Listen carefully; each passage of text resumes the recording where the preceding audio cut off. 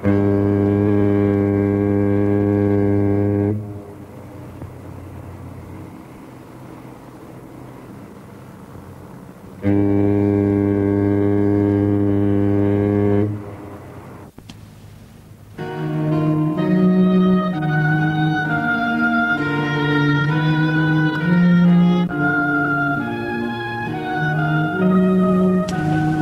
ο δρόμος ο θαλασσινός σε φέρει σε τούτα εδώ τα νησάκια, τις Κυκλάδες, δεν μπορείς να μείνεις χωρίς αισθήματα.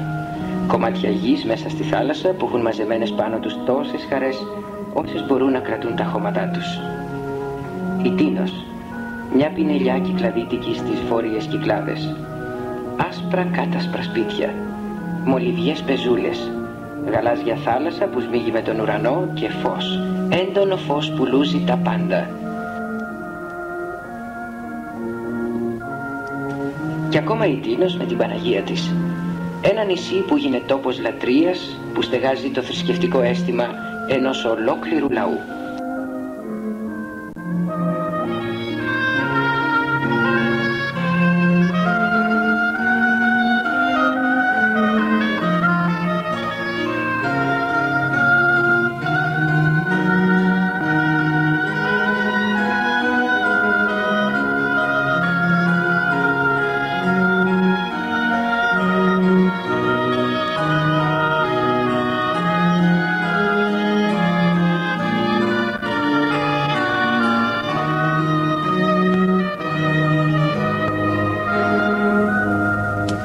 Στα βορειοδυτικά η Άνδρος δεν απέχει από την Τίνο παρά μόνο ένα μίλι.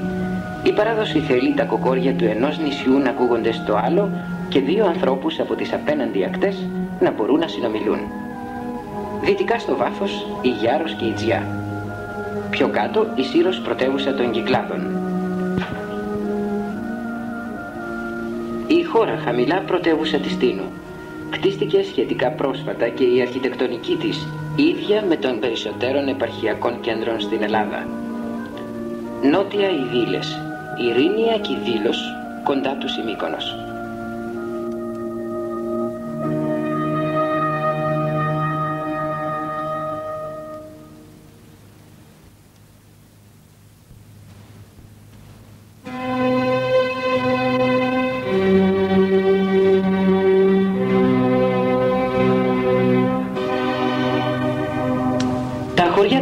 Μαζεμένα στο εσωτερικό του δίνουν την εντύπωση ότι τραβήχτηκαν εκεί σαν να ήθελαν από κάπου να προστατευθούν.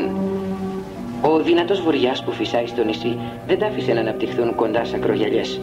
Και ακόμα οι πειρατές που κάποτε λιμένονταν την περιοχή αυτή έσπρωξαν τους ντόπιους σε αμυντικές λύσεις μακριά από τις ακτές. Σπίτια, δρόμοι, κατόγια, αυλές, καμάρες, στοές μπλέκονται μεταξύ τους, φτιάχνουν κρυψώνες και φυγές, ευκολύνουν τους κατοίκους στους αγώνες τους. Το επίπεδο στις στέγες είναι γνώρισμα της αιγαιοπελαγίτικης αρχιτεκτονικής. Εδώ δεν χρειάζεται να έχουν κλείσει για τα χιόνια, αφού σπάνια χιονίζει. Αντίθετα, χρειάζονται το νερό της βροχής που το μαζεύουν πάνω τους. Άσπροι ασβεστομένοι τείχοι, επίπεδες ταράτσες, κάτασπρες και αυτές, πολύμορφοι όγκοι με έντονα παιχνίδια της σκιάς με το φως. Το κυκλαδίτικο χωριό.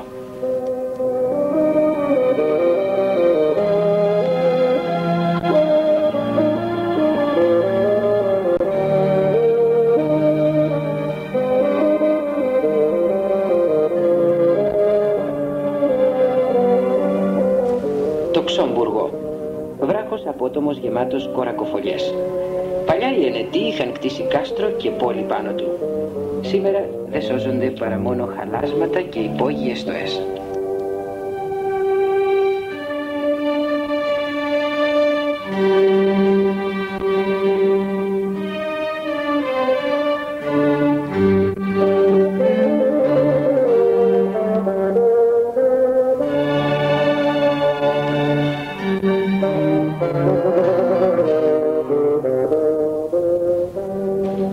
Το έδαφος του νησιού από γρανίτη, μάρμαρο, οφίτη και σχιστόλιθο φτιάχνει ένα τοπίο που τους περισσότερους μήνες του χρόνου μένει ξερό ηλιοκαμένο. Η άνοιξη είναι η εποχή που φέρνει ένα άλλο χρώμα. και δεν είναι παρά ένα λεπτό πράσινο που μοιάζει σαν να μην θέλει να ριζώσει στη γη και που μένει ψηλά στην επιφάνεια για να χαθεί με το πρώτο καλοκαιρινό ήλιο. Χώμα και εκτάσεις για καλλιέργειες έχει λίγες στο νησί. Η προσπάθεια πάντως για να βρεθούν κομμάτια καλλιεργήσιμης γης έφερε αποτέλεσμα με τις πεζούλες που συγκρατούν το χώμα να μην το παρασύρει στη θάλασσα η βροχή. Τα βαθμιδωτά αυτά βουνά με μάντρες από σχιστόπλακες, σκαλοπάτια που ανεβαίνουν συχνά μέχρι τις κορφές τους, δίνουν ολόκληρη σχεδόν τη μορφολογία της τινιακής, της κυκλαδίτικης υπαίθρου.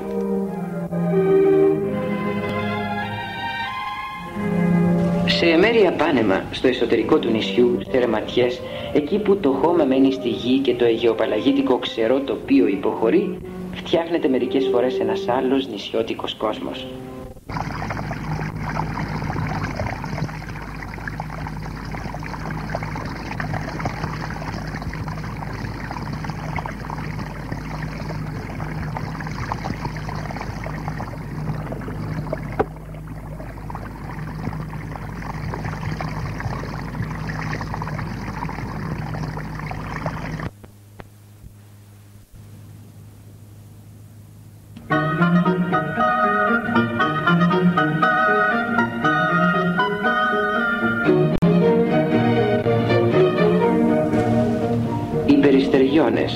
Στολίδι και σύμβολο για το νησί. Το μέγεθός τους έχει ξεφύγει από τη μορφή μιας απλής φωλιάς περιστεριών και έχει γίνει μεγάλο πέτρινο κτίσμα με 2 πατώματα. Ψηλά στο δώμα τους συχνά έχουν ψεύτικα διακοσμητικά, απομιμήσεις περιστεριών, σύμβολο για τους περιστεριώνες και μαζί σκιάχτρα για την προστασία τους. Το πλήθος των διακοσμητικών στοιχείων στους τοίχους των όψεών τους δίνουν μια μοναδικότητα και τους κάνουν έξοχα δείγματα λαϊκής τέχνης. Δουλεμένα με σχιστόπλακες, σχηματίζουν τετράγωνα, τρίγωνα, ρόμβους, ήλιους, ψαροκόκαλα, σχήματα βγαλμένα μέσα από την καλλιτεχνική ευαισθησία του νησιώτη δημιουργού. Εξάλλου η Τίνος είναι πατρίδα πολλών και γνωστών καλλιτεχνών. Ο Γκίζης, ο Λίτρας, ο Σόχος, ο Χαλεπάς, ο Φιλιππότης, ο Βιτάλης καταγόταν από εκεί.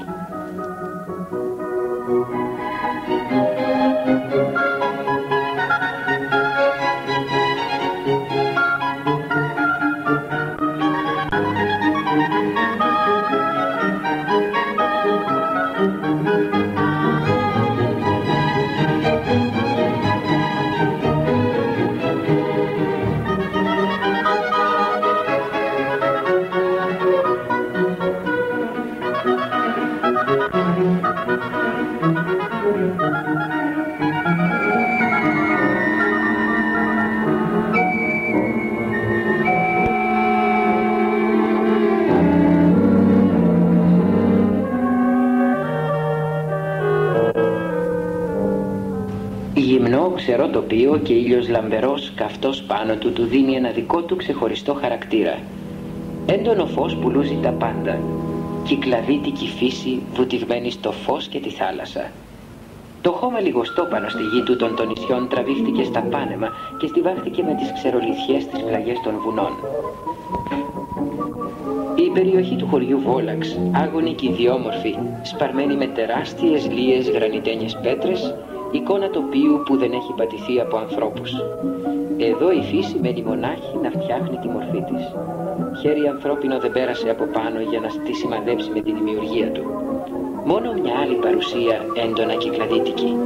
Θυμάρια, φρίγανα, φασκομηλιές κάνουν τούτες εδώ τις ερημιές να ευωδιάζουν. Τα βουνά στα κυκλαδονήσια έχουν τη δική τους μυρωδιά.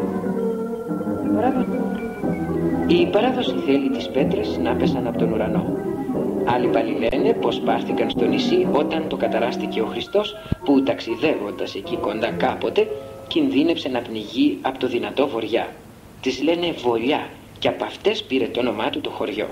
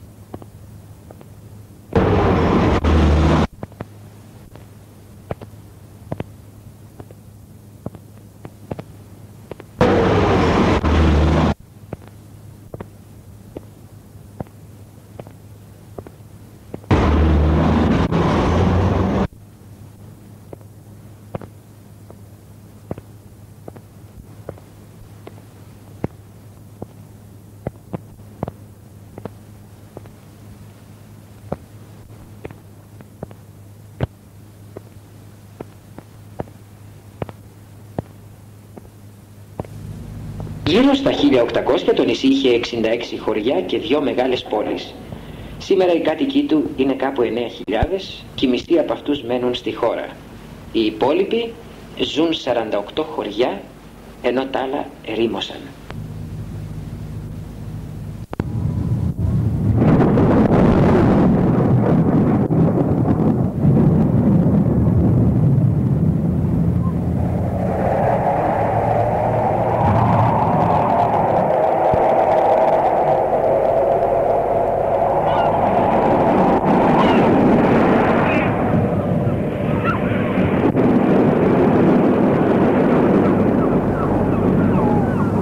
Μελτέμια κάνουν το κλίμα το καλοκαίρι ευχάριστο και τραβούν επισκέπτες σε ένα νησί θέρετρο. Το χειμώνα όμως μια άλλη όψη περνά και οι ντόπιοι μένουν σε ένα νησί που δέρνεται από βοριάδες και που συχνά βλέπουν με δυσκολία μέσα από φουρτουνιασμένες θάλασσες τη γη της στεριανής Ελλάδας. Πέρασα ένα χειμώνα στο νησί και κάθε φορά που ο αέρας σήκωνε κύματα και τάσπαγε πάνω στα πλευρά του ένιωθα εκείνη την αγωνία και το φόβο της απομόνωσης. Και ακόμα μάζευα στις μνήμες μου τον ψαρά που βλέπα να ξεκινά και που τον φανταζόμουν όταν τον έχανα από τα μάτια μου. Μετρούσα τον κίνδυνο, τη σοδιά την καθημερινή, τα πελώρια κύματα, τη ζωή του. Δύσκολες μέρες το χειμώνα.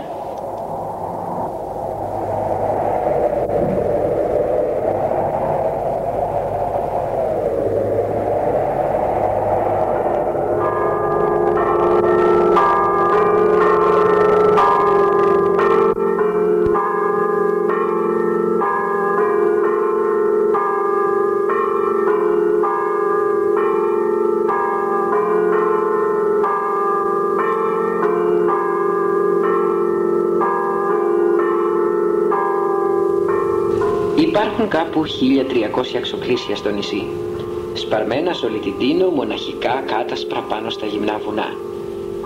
Η αρχιτεκτονική τους, απλή, απέρητη, χρησιμοποιεί και τοποθετεί με ένα σοφό στα αλήθεια τρόπο τους όγκους μέσα στο περιβάλλον. Τα βρίσκεις στις ερημιές, κομμάτια λευκού πάνω σε ξερολιθιές και νομίζεις πως φύτρωσαν μέσα από τη γη. Εδώ το τοπίο γίνεται ένα με τα κτίσματά του. Σημάδια ενετικά, τα δυτικά στοιχεία σε αρκετές εκκλησιές κάνουν γνωστή την ύπαρξη του άλλου δόγματος. Η κυριαρχία των ενετών για 500 και πάνω χρόνια δημιούργησε μια στροφή των κατοίκων στο δυτικό δόγμα. Στην Τίνο συνυπάρχουν οι 2 θρησκείες ακόμη μέχρι σήμερα.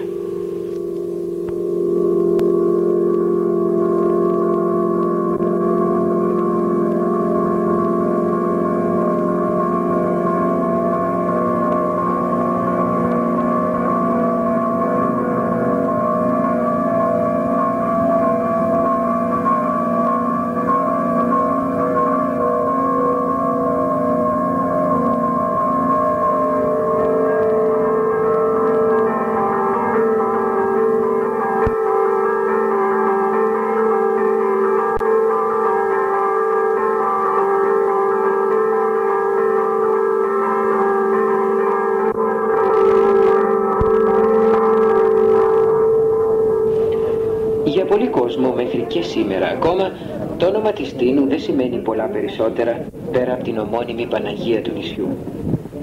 Η εικόνα της που βρέθηκε στα χρόνια της Επανάστασης του 1921 ήταν ένα τόσο σημαντικό στοιχείο για το νησί που αυτό και μόνο έφτανε για να αλλάξει όλη του τη ζωή.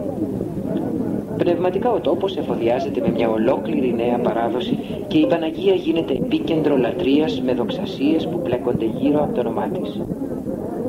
Παράλληλα η οικονομική ζωή του τόπου πήρε άλλη μορφή. Αναπτύχθηκαν βιοτεχνίες και επινοήθηκαν νέα επαγγέλματα, έτσι που τώρα η Τίνος να μοιάζει ότι υπηρετεί την προσκυνηματική της κίνηση και μόνο. Υφαντική, καλαθοπλεκτική, κυροπλαστική, κατασκευή φυλακτών, ψάθινων ειδών, αναμνηστικών, ταμάτων. Ένας ολόκληρος κόσμος που κινείται γύρω από το εμπόριο, που προμηθεύει και εξυπηρετεί με τον τρόπο του τους χιλιάδες επισκέπτες προσκυνητές του νησιού. Αυτό εδώ που είναι το πιάκι. Α, θα το πετάξω. Αυτό εδώ.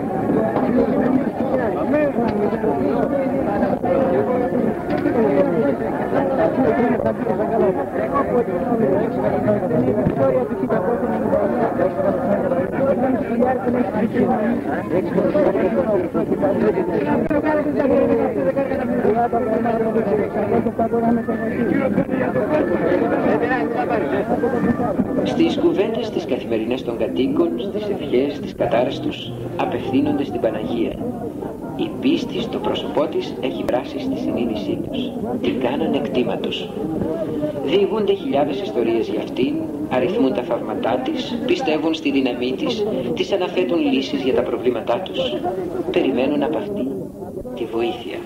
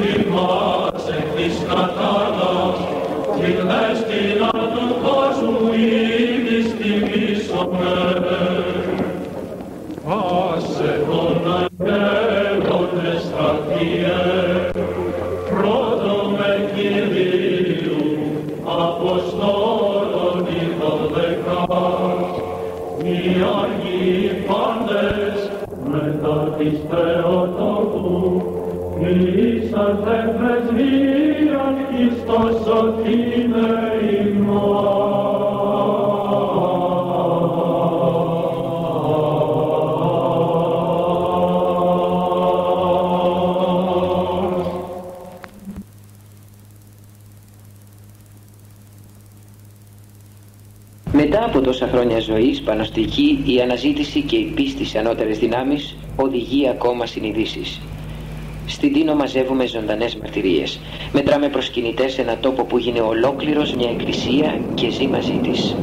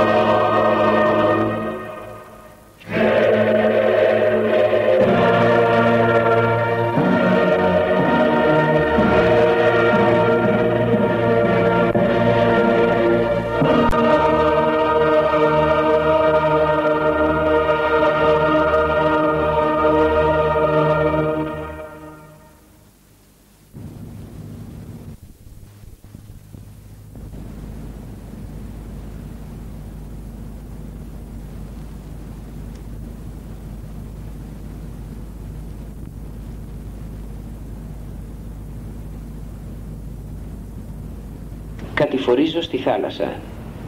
Τούτα τα κυκλαδονήσια δεν μπορείς αλλιώς να τα φανταστείς. Μόνο βουνά και θάλασσα. Δεν ξέρω τι να πρωτοβαστάξω από τις εικόνες που έχω στο μυαλό μου. Τη μια με τραβούν στο ξερό τους κόσμου τα θυμάρια και τα φρίγανα, την άλλη με τρώει η αλμύρα μιας θάλασσας που έρχεται στα πόδια μου, μια με εκείνες τις χρυσές αμμουδιές, μια με εκείνα τα καταφαγωμένα γκρεμνά. Πόσες εικόνες βαλμένες μαζί σε ένα τόσο δά κομματάκι γης μέσα στο πέλαγο. Σκέφτομαι τους ευτυχισμένους, αυτούς που βλέπουν που ζουν. Και θυμώνω όταν μου θυμίζουν τους κόπους τους. Τους κόπους για να ζουν, μου λένε. Όταν κατηφορίζω στη θάλασσα θεατής επισκέπτης, τούτα τα κυκλαδονήσια με γεμίζουν χαρές. Προσπαθώ να ξεχνώ τους μόχθους. Φαντάζομαι τον κόσμο τους και λέω πως δεν μπορεί άλλο παρά τούτα τα ευτυχισμένα μέρη να έχουν γίνει για ανθρώπους.